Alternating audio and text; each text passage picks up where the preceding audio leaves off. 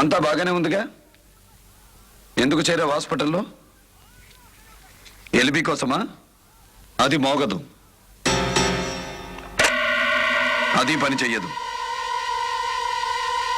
అప్పుడే చెమటలు పట్టాయేంటయ్యా?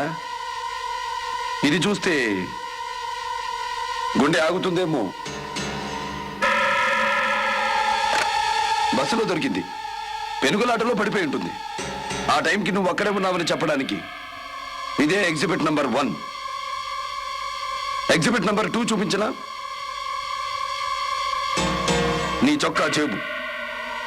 గుడ్, నడవగలవు కదా. సరాసరి పోలీస్ స్టేషన్కి నడిస్తే జడ్జి గారు శిక్ష వేస్తారు.